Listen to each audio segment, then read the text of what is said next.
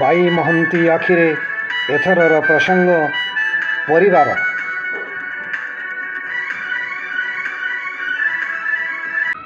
शांतिहीन जिज्ञासा, सुख निमंते अदम्य प्रचेष्टा और जीवनव्यापी साधना द्वारा संतोष को आपणार करी आनंद दोले झुलिबा को चाही चाही समय सरी जाउछि, अथच पूर्णता आहरी अपहंच हो रही जाउछि मनुष्य पई।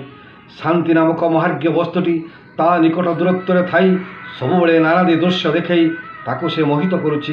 एकथा सहजरे से ठाब करि पारुनी। केउठी से सुखर इस्तार शांतिपूर्ण परिवेशटी केउठी केउ व्यक्ति व्यक्ति समूह जीवन को रसोत्तीर्ण करुछंती। चारि पाखर कांथ मुंड उपर छात को नहीं गढ़ा जाइतिबा आबद्ध कोठरी जो जीवन संगीत भासी आसुछि और चित्र चरित्र माने उद्भासित होई उठिचंती ताकू कहा जाउछि परिवार, जहाँ आम जीवन यात्रार एक अनिवार्य व्यवस्था।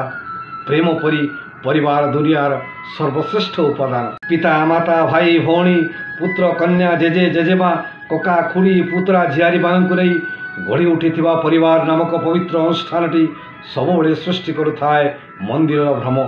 मह मह बास्ना चारिपाख को संप्रसारित हो जाउथाए। पाख पड़ोशी आत्मीय स्वजन परिवार भल मंद प्रत्यक्ष करने सह रूप दियंती सहभागिता और सहयोगिता को।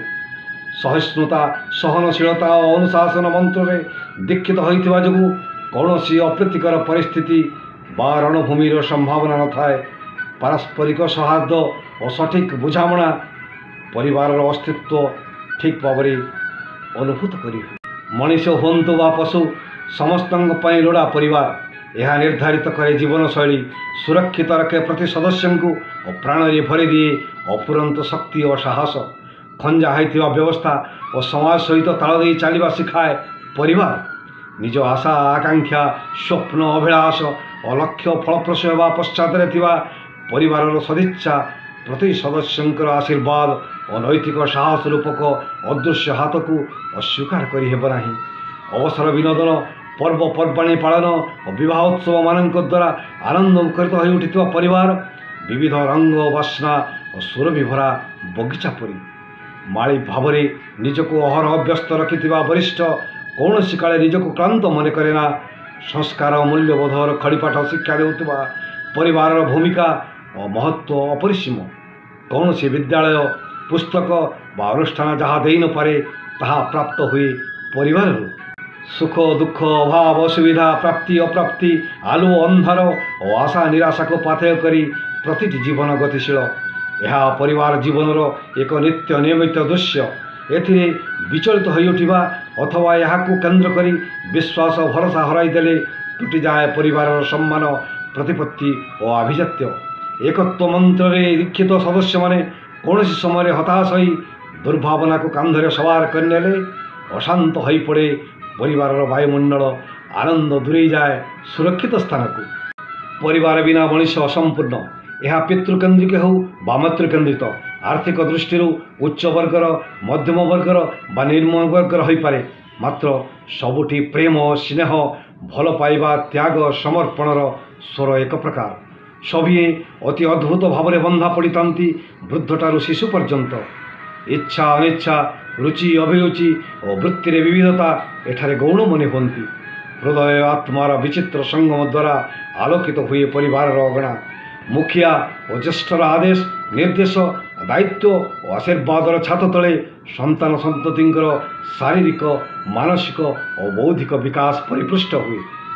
ज्येष्ठर आदर्श सफलता दर्शन अन्य मानक पई उदाहरण रूपे विवेचित होउतिबारु पीढ़ी पर पीढ़ी यहाँ अनुसरण करती। बयस और संपर्क अनुसार सभिंकर स्वतंत्र महत्व रही सत, मात्र शिक्षा दीक्षा वृत्ति भिन्न भिन्न हेबा जोगु सामग्री और परिवार जीवन प्रभावित हुए ना। समय द्रुत परिवर्तन और अर्थनीति मनुष्यर जीवन शैली को एपरी प्रभावित करिछि परिवार एक करुण चित्र अहरह व्यथित करुछि मन को प्राण को। যৌଥ परिवार भांगी जावा सहित सृष्टि होउथिबा छोट परिवार भितरे आउ दिशु नाही छळ छळ गति सौंदर्य शांति प्रीति पारस्परिक बुझामणा अर्थनैतिक सच्छलता संपन्नता शिक्षा समृद्धि अर्गली बंधा पड़ता मनुष्यटी आज खोजुची शांति ଆପଣାର ସମ୍ପର୍କମାନଙ୍କ ଭିତରେ ସୃଷ୍ଟି ହେଉଥିବା ଦ୍ୱନ୍ଦ୍ୱ, ଅସହିଷ୍ଣୁତା, ଅବିଶ୍ୱାସ, ସ୍ୱାର୍ଥପରତା ଓ ଆତ୍ମକେନ୍ଦ୍ରିକ ଭାବନା ପରିବାରକୁ କରିଦେଉଛି ଲହୁଲୁହାନ, କ୍ଷତବିକ୍ଷତ କରୁଛି ତାହାର ଅନ୍ତରାତ୍ମା। ଜ୍ୟେଷ୍ଠ ପ୍ରତି ଅସମ୍ମାନ, ସମ୍ପତ୍ତିର ମୋହ, ଜ୍ଞାନର ଅହଙ୍କାର ଓ ଆକାଶ ପରିବ୍ୟାପ୍ତ ସ୍ୱପ୍ନକୁ ନେଇ ଯେଉଁ ମଣିଷଟି ବୁଡ଼ି ଜଳିଛି ବିଳାସ ବ୍ୟସନରେ, ସେ ବା କିପରି ବୁଝିବ ପରିବାରର ସଂଜ୍ଞା, ପରିବାରର ଆଭିଜାତ୍ୟ ଓ ପରିବାରର ସୌନ୍ଦର୍ଯ୍ୟ? ପରିବାର ଆଶ୍ରିତ ଓ ପରିବାରବାଦ ସାମ୍ପ୍ରତିକ ସାମାଜିକ ଓ ରାଜନୈତିକ ବ୍ୟବସ୍ଥାର ମଞ୍ଚ ଭିତରେ ଏକ ବିଶେଷ ସ୍ଥାନ ମାଡ଼ି ବସିଥିବାରୁ ନାନାଦି ତର୍କ ବିତର୍କ ଭିତରେ ସମାଧାନର ରାସ୍ତା ଖୋଜୁଛି ମଣିଷ। ଆଜନ୍ମରୁ ପରିବାର ଖୋଳପାରେ ବିଭିନ୍ନ ସ୍ଥିତି ସହିତ ସମ୍ପୃକ୍ତ ରହିଥିବା ସଦସ୍ୟ ଜଣକ ନିଜ ଯୋଗ୍ୟତାକୁ ଅଣଦେଖା କରି ଜ୍ୟେଷ୍ଠ ଅର୍ଜିତ ସାର୍ବଜନୀନ ଖ୍ୟାତି, ସମ୍ମାନ, ପ୍ରତିପତ୍ତି ଓ ପ୍ରତିଷ୍ଠାକୁ ନିଜର ବୋଲି ଭାବି ବସିବା ଯୋଗୁଁ ସୃଷ୍ଟି ହେଉଛି ଦ୍ୱନ୍ଦ୍ୱ। ବୃତ୍ତି ନାଁରେ ଅସନ୍ତୁଳିତ ଅବସ୍ଥାକୁ ଉପନୀତ ହୋଇଯାଉଥିବାରୁ ଭୁଷୁଡ଼ି ପଡ଼ୁଛି ଅନୁଷ୍ଠାନ, ଯୋଗ୍ୟତା ପଦାନତ ହେଉଛି।